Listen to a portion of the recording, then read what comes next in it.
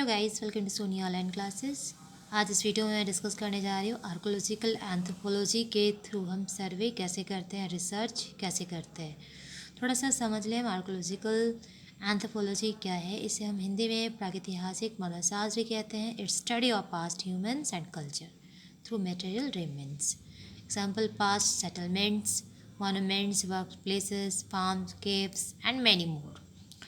यानी प्रागैतिहासिक मानवशास्त्र यानी आर्कोलॉजिकल जो एंथ्रोपोलॉजी है, इसे पूरा से इसको प्रकाश में लाने के लिए विभिन्न विधियों का सहारा लिया जाता है, जो कि लंबे समय तक अनुसंधानों एवं शोध के फलस्वरूप प्रस्तावित की जाती है। प्रागैतिहासिक एंड मानवशास्त्र में घनिष्ठ संबंध रहा है।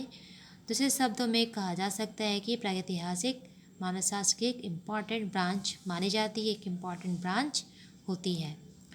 प्रागैतिहासिक का संबंध उस युग से माना जाता है जब लेखन कला का विकास भी नहीं हुआ था। प्रागैतिहासिक काल में मानव एंड उसके कल्चर का ऐतिहासिक पूर्ण निर्माण पृथ्वी के सतह एंड गर्भ से उपलब्ध कलाकृतियों और अन्य प्रकार के अवशेषों के आधार पर किया गया है। प्रागैतिहासिक मानवों का करीब 90% जो भाग जंगलों, गुफाओं, कंदराओं में व्यतीत हुआ था, इसलिए आपको वहीं से इनका सारा फॉसिल्स एविडेंसेस आपको मिलेगा। नहीं past settlements, monuments, work places, farms, caves and many more. तो पास्ट के टाइम में यानी उस समय में मानव जो होते थे वो हंटिंग करते थे, फूड गैदरिंग करते थे, घुमक्कड़ टाइप के थे। वो घूम घूम के अपना जो भोजन है वो कलेक्ट करते थे। उस टाइम में भोजन का जो उत्पादन है वो नहीं होता था। कोई एग्रीकल्चर उनका ऑक्यूपेशन नहीं था, एग्रीकल्चरल एक्टिविटी उनका नहीं था, क्योंकि मानवपूर्ण रूप से प्रकृति पर ही निर्भर था, डिपेंड था। जो भी नेचर के थ्रू, प्रकृति के थ्रू उन्हें मिलता था, उससे वो उनका दिन कटता था, यानी भोजन वो ग्रहण करते थे। आज से लगभग 12,000 वर्ष पूर्व जब जलवायु स्थिर हुई, तब मौसम का निर्माण हुआ, तब मानव कृषि एंड पशुपालन यानी एग्रीकल्चर एंड पेस्टरलिज्म कार्य द्वारा अपने असभ्यावस्था में प्रवेश किया। प्रागैतिहासिक अनुसंधान में प्रागैतिहासिक स्थलों का पता लगाया जाता है एंड उसकी खुदाई की जाती है। खुदाई से हम पुरावस्तु को पता लगाते हैं कि जो कि पुरावशेष मिले हैं, फॉसिल्स मिले हैं, वो कब का है, कहाँ से मिला है, किसका है। इससे प्राप्त स्तर पर सामग्री और अवशेषों को डेटिंग के द्वारा समय का निर्धारण किया जाता है। डिगिंग के थ्रू जो भी फॉसिल्स मिला है, उन फॉसिल्स के आधार पर प्रागैतिहासिक मानव एंड उनकी कल्चर का, संस्कृति का ऐतिहासिक पूर्ण निर्माण किया जाता है। प्रागैतिहासिक मानवशास्त्र में यानी आर्कोलॉजिकल एंथ्रोपोलॉजी में 2 टाइप्स के अनुसंधान विधियों को व्यवहार में लाया जाता है। एक है आपका एक्सप्लोरेशन टेक्निक एंड दूसरा आपका एक्सकेवेशन टेक्निक। तो एक्सप्लोरेशन टेक्निक क्या है ये समझेंगे। तो इसे हिंदी में अन्वेषण कहते हैं। तो प्रारंभिक अवस्था में खोज आकस्मिक हुआ करते थे एंड इन अन्वेषणों की सूचना अधिकतर एक दूसरे से होती हुई प्रीहिस्टोरियन तक पहुंचती थी।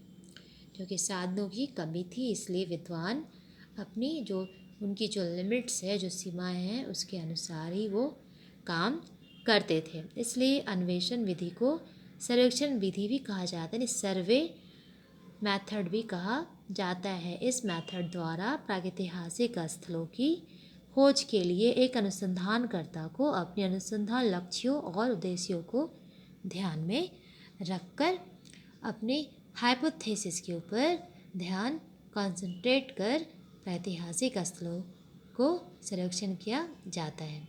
स्थल के चुनाव के बाद उसके आसपास के भौगोलिक वातावरण को ध्यान में रखकर पैदल चलते हुए और सावधानीपूर्वक अवलोकन करते हुए सर्वे किया जाता है।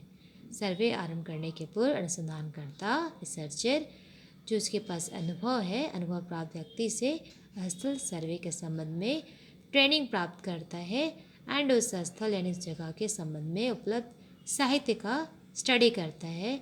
उसके बाद उस जगह का, उस स्थल का एक्सप्लोर करना वो स्टार्ट कर देता है। स्थलों की खोज के लिए पैदल चलना, जीप यात्रा करना, कार यात्रा करना, घोड़ा से यात्रा करना, हवाई फोटोग्राफी, ये सारे विधियों का सहारा इसमें लिया जाता है। जिस जगह में अन्वेषण करना है। अन्वेषण और सर्वे हुआ है, उस क्षेत्र का मानचित्र द्वारा जमीन की बनावट की जानकारी ली जाती है। साथ ही यदि पहले सर्वे हुआ है तो उसकी भी जानकारी रखी जाती है कि डाटा क्या है।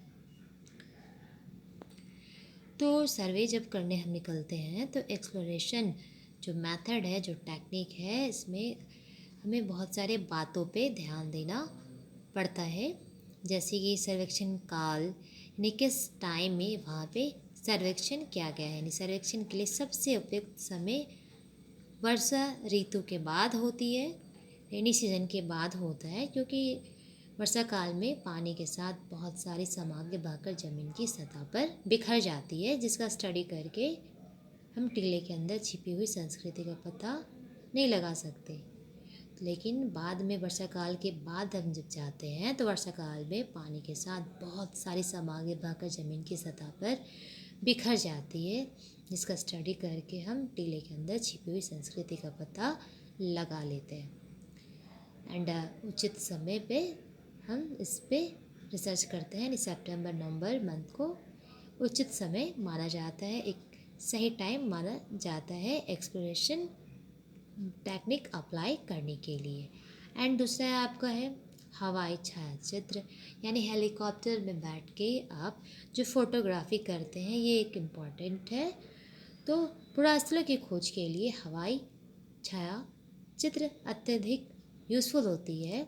हवाई छायाचित्रों के थ्रू से हम डिफरेंट टाइप्स के चिन्ह जो भी है, संकेत है, प्रतिबिंब है, प्रतिबिंबों से पुरास्थल का पता चलता है। एंड यह method first and second world war के टाइम विकसित हुई थी एंड बाद में यह पुरास्थलों की खोज में सहायक सिद्ध हुई। जो भी रिसर्चर है यही मेथड अप्लाई करते हैं कोई भी डाटा कलेक्ट करने के लिए।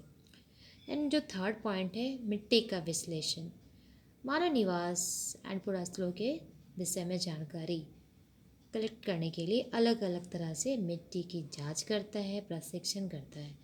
मिट्टी के परीक्षण के द्वारा आसपास मिट्टी और नदियों के किनारे पाए जाने वाली मिट्टियों को लैब में उसे एग्जामिन किया जाता है एंड उससे रिलेटेड टाइम का फिर पता लगाया जाता है कि वो किस टाइम का है। एंड इसमें क्षेत्र में रहने वाले लोगों की संस्कृति के पता चल जाता है। इसके साथ ही साथ मिट्टी में ऑर्गेनिक एंड इनऑर्गेनिक क्वांटिटी भी पता चल जाता है, मिट्टी में देखने को मिलता है। एंड इससे यह भी पता चल जाता है कि उस समय के जीव कैसे थे और किस किस तरह के पेड़ पौधे वो लगाते थे, उस टाइम में पाया जाता था। अन्वेषण विधि में अनुसंधानकर्ता प्रागैतिहासिक स्थलों का सर्वेक्षण करके पता लगाता है कि प्रागैतिहासिक स्थलों के सतह से उपलब्ध होने वाले संस्कृति यानी कल्चर एंड नॉन कल्चर का अवशेषों का संकलन करता है। साथ ही साथ उस भौगोलिक नक्शा के ऊपर प्रागैतिहासिक जो स्थल है उसको दर्शाते रहता है। रिसर्चर अपने अवलोकनों को भी डायरी में नोट करते चला जाता है। इसके साथ ही वह पूरा स्थलों की स्थिति, सड़क से दूसरी गांव और एक गांव से दूरी, नदी से दूरी आदि को भी लिखते जाता है कि सड़क से आप अंदर जो गांव जा रहे हो तो सड़क से गांव की कितनी दूरी है, गांव से नदी की कितनी दूरी है। इस तरह से सारा डाटा वो नोट डाउन करते जाता है। स्थलों की पुरातात्विक विशेषताओं को जानने के लिए electric tools and magnetic tools का यूज़ किया जाता है। इन टूल्स के सहारे चोटी, घाटी, चुंबकीय तीव्रता, विद्युतीय तीव्रता एंड प्रतिरोध आदि की जो भी है मेजरमेंट की जाती है। स्थलों में पाए जाने वाले वस्तु जैसे जो भी फॉसिल्स मिले हैं उनसे उस टाइम के स्टोन टूल्स हो गया, बॉन्स हो गया, मेटल्स टूल्स हो गया एंड ज़मीन की सघनता इत्यादि का पता लगाने के लिए एक विशेष प्रकार के सरल यंत्र का भी यूज़ किया जाता है। तो जब आप उत्खनन के पर्पस से जब आप जाते हो तो आपको कौन कौन सा टूल्स की ज़रूरत पड़ती है। तो गाइस आपको दिशा सूचक, tape, ribbon, plane table, drawing board, graph paper, dissection box, pen, eraser, pencil, plumb box, diary, रस्सी, इन्वेलप, क्लोथिंग बैग, फिर इसके बाद बैम्बू, फावड़ा, इस तरह से बहुत सारी चीज़ें हैं जो आपको एक्सप्लोरेशन के टाइम में आपको ज़रूरत पड़ती है। इसके अतिरिक्त आवश्यकताओं के लिए अन्य वस्तु की भी ज़रूरत आपको पड़ती है, उसे मंगाना पड़ता है। एंड इससे उत्खनन जो करता है वो उत्खनन कार्य सुचारू रूप से वो करते चला जाता है। तो गाइस इस वीडियो में हम देखें कि आर्कोलॉजिकल एंथ्रोपोलॉजी में एक्सप्लोरेशन टेक्निक का क्या इम्पोर्टेंस है। फिर मिलते हैं नहीं वीडियो में नहीं टॉपिक के साथ। जय हिंद।